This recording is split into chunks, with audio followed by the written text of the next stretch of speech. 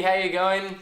Hello to everyone at home, watching, reading, whatever you're doing. Yeah. And thanks for having us. Let's get Good right to be into here. it. Yeah, loved your questions.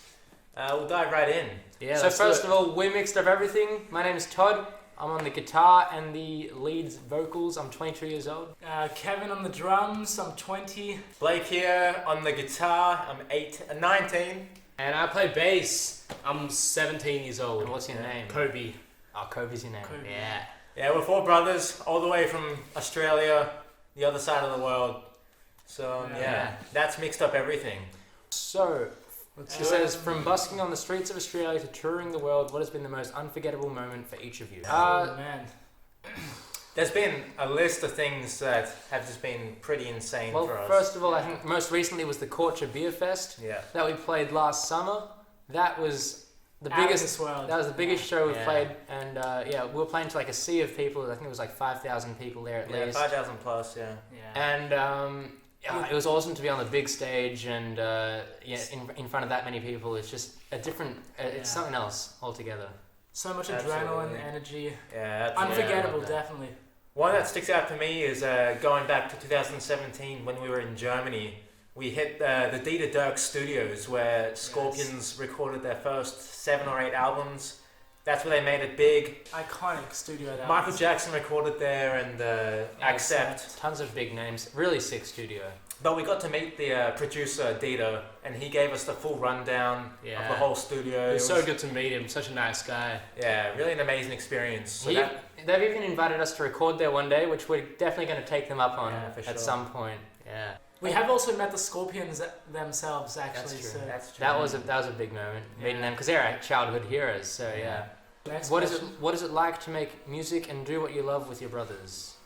It's kind of a blessing and a curse in a way, because as you know, we're all together in the same house constantly. So to organize a rehearsal, it's like bang, we're there rehearsing. And also, being brothers, we read each other so easily. So, like, if we're playing on stage and we want to communicate something to each other, we just know exactly what each other are thinking. It's really easy just to transition from one song to the other, or Just give them a look, and you'll know what's up. exactly. On the other hand, though, you got like there's no like boundaries with us. We've lived That's together our true. whole lives, so there's no like trying to make each other feel good or anything. When you want to say something, you just say it out. And so when I'd come up with a song or something and they don't like it or they don't like a specific part, there's none of that kind of niceness that you'd have with friends, that you'd say, it's Polite. okay, but politeness, exactly. Yeah, for us, if we don't like it, we just tell them straight up, man, this riff is trash. And it can get really harsh sometimes, and fights and A everything. bit of punching in.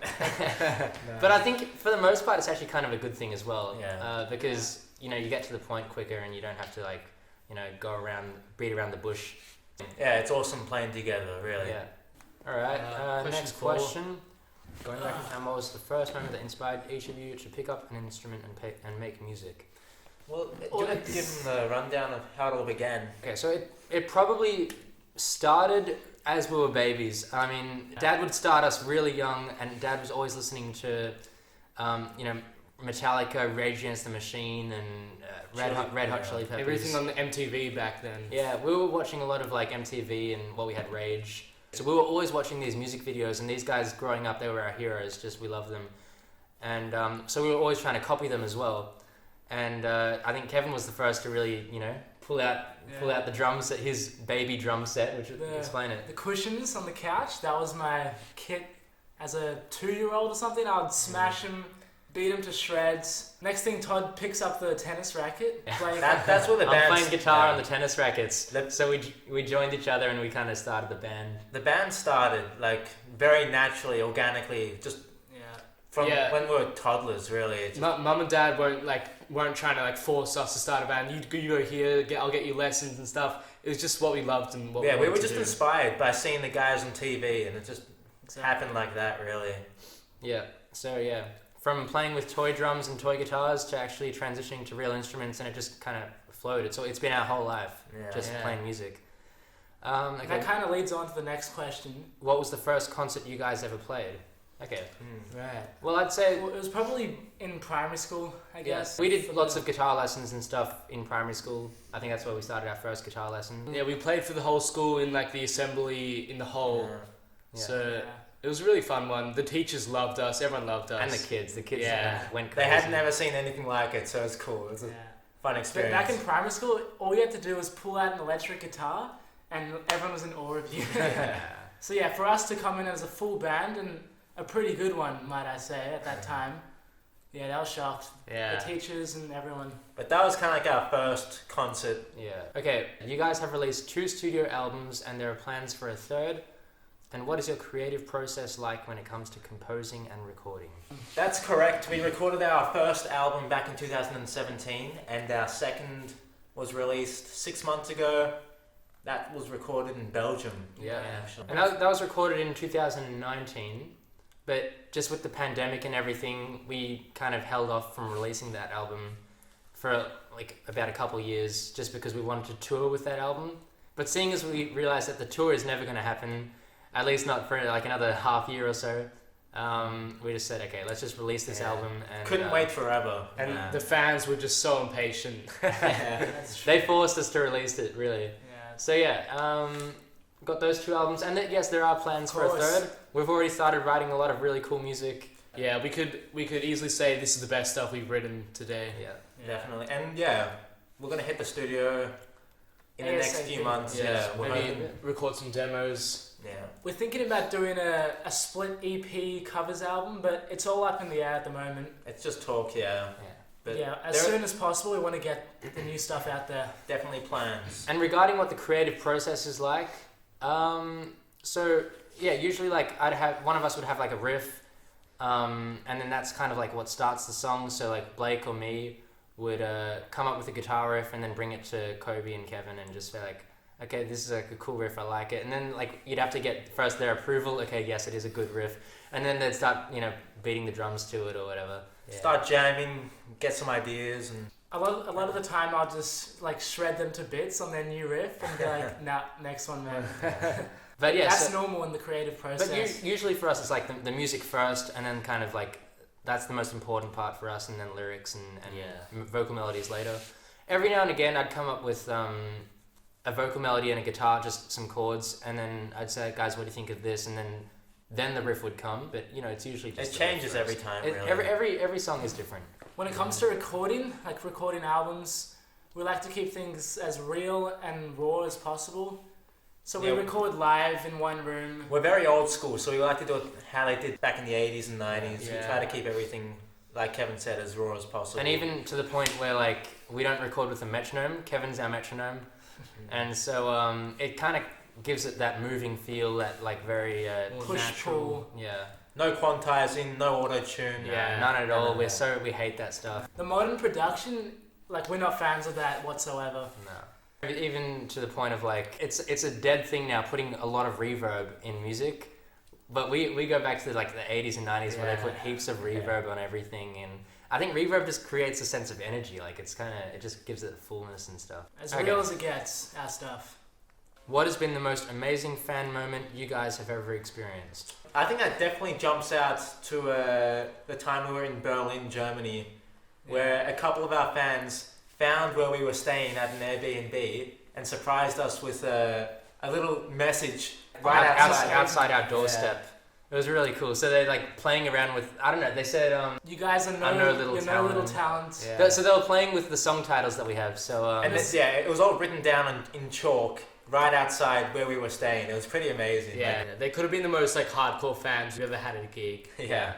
Yeah, let's go to question 8. Alright, the most important question. What do you love most about music? There's too many things really, like The joy. It's got to be like just the joy and happiness Yeah. it brings you when you listen. Like it takes you to another worldly place, if that makes sense. Like music can bring you to so many like places and give you so many emotions that you can't really capture anywhere else. Yeah, if you're ever feeling like down or depressed, you can always just go back to that one song that uplifts you. Yeah. It Yeah, just it's true. makes you feel great. but yeah, it's inspiring. It's euphoric. Everything. It's cathartic. Coming up with some Come up with so many good words. adjectives here. Good adjectives. It's our life. But And yeah, it the can way save lives, I love the way yeah. it like brings people together as well, and like everyone can get behind one song and just really, jump around, dance to that song, or just be in the moment with the band performing live. Yeah. It's really awesome. Life without music, I don't know what we Would do. be flat. flat. That's the one. All right. Do you have a message for your fans and our readers? A message. Well, I think guys, keep on supporting rock music. It's rock music's in a ditch at the moment, and it's not going to come back by itself. We've got to come together and pull it back, and support your local acts, and anyone, even us from Australia, support your local acts in Brazil. All over the world, it's so easy nowadays with Spotify and YouTube and like online merch and everything like that. Yeah. And go to local gigs and stuff. There's some really awesome bands that aren't really known. Yeah. Like be like our biggest fans. They go and contact radio stations and they're actively supporting.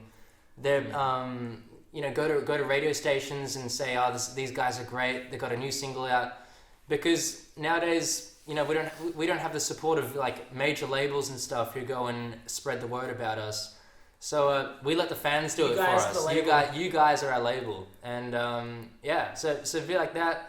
Ask them to play new songs instead of playing Enter Sandman or Under Pressure by Queen for the millionth time. It's a dying breed, but it will always be there forever. It'll come back. Yeah. Still to this day, Appetite for Destruction and the Black Album is still on the top of the charts. So yeah, everyone loves rock music. Rock is. It's just about convincing the big top guys, the music executives about that. It will make a comeback, 100%. All right. Yeah, well said. And we'll be the leaders. We shall. Some quick fire questions now, she says. Cool. Favorite drink? Oh, favorite drink. Coke. Favorite drink. Can't go past beer. beer. Yeah, beer's right up there, but I'm gonna have to say Shivasa from Sexton. South Toronto. I'm not sure how many people would know that, but Yeah, probably no one. It's what those skiers go drinking while they're going down the slope. That is a tasty beverage. it's a very European. I think it is. I think it's European. Just beer. Though, yeah, I of guess. course you Like, can't go past, can't go a past the good beer. beer. Yeah. A dark beer. Shout out to I'm a the sucker for Belgians. They got the best beer in the world. I Yeah. reckon. Belgian beer is another thing altogether. And German beer. German beer is pretty good, but I think Belgian's top. Belgium takes it to a new I'll level. also, I'll add like ginger and lemon tea to that as well, because that's saved me a few times. When I'm coming down with something, I've got a bit of a sore throat or something before a gig, I'll have some ginger and lemon tea, and very true. that'll get me Back get me up nice there. and warm. Yeah. Yeah. Whatever you do though, don't try Albanian cognac. You do not want to try Albanian that cognac. stuff almost killed us. Let's not talk man. about that then. You don't want me to. Next one. What is your most listened to song right now? Oh, most listened to song. I'm listening to a lot of Rainbow, and recently I've been chowing down on Rainbow's Starstruck. Starstruck's a great song. Completely underrated band, but it's like Richie Blackmore and Ronnie James Dio. Yeah, no, that stuff's delicious. Dio's a god. I love that. I've been getting into a bit of a UFO. I've been listening to a lot of Doctor lately. That's a absolute killer. It's very like old school, but I love it at the moment. So yeah. I'm gonna say, first one that comes to mind is Local H, Bound for the Floor. Definitely give that a listen. That's just as straight up as 90s rock gets. I'm a sucker for 90s rock, as we all are. It's the best stuff. I'll probably go for some Rage Against the Machine. I've been listening to some Wake Up. Really love that song. The whole album, whole first album is just a gold mine. Nice. It's Alright. headbanging stuff. What's one object you cannot live without? Oh, come on, that's an easy question. Yeah. Yeah. I reckon we all have We'll a say it very at the same time. sure. Yeah. 3, 2, 1. Bass. Drums. I was gonna say peaches, but my bad. Peaches, guys, peaches. They're Yeah, great the stuff. Mackinac peaches. Mackinac They're only in season for a short time, but Gotta when they're love out. them. And if you can't taste them, why waste them? That's right. What do you say? Favorite rock and roll quote? Well, on the back of our Ex Nihilo CD, we've got the famous Kurt Cobain quote: "The duty of youth is to challenge corruption." That Yeah. resonates with us for sure. Like that's what we stand for. Resonates even more nowadays, right? Yeah. You're not hardcore unless you live hardcore. That's the great Jack Black himself. Kurt has a lot of good ones. Yeah. Like, I'd rather be hated for who I am than loved for who I'm not. Stand out from the crowd, Kevin Deemer. Yeah. Well played. Wait, I think that's all, right? We smashed through all of them. All right. Okay, well, that's Nicci, it. Nicci, thanks so much for having us. It's been an absolute pleasure. Let's do this again sometime. Hopefully we'll come there to Brazil and we'll rock a real show for you guys. Yeah. Can't wait. We've had so many fans just begging us to go to Brazil, so we can't wait. Thanks so much for having us. And you guys are the best fans in the world, really. Like, they go crazy, Brazilians. Yeah. You guys are awesome. All right. Thanks heaps, Nicci, for doing this with us. All the best over there. We'll catch you sometime. Yeah. In LA or Brazil, anywhere. Yeah. Thanks so much. See you later. All right. Best from us.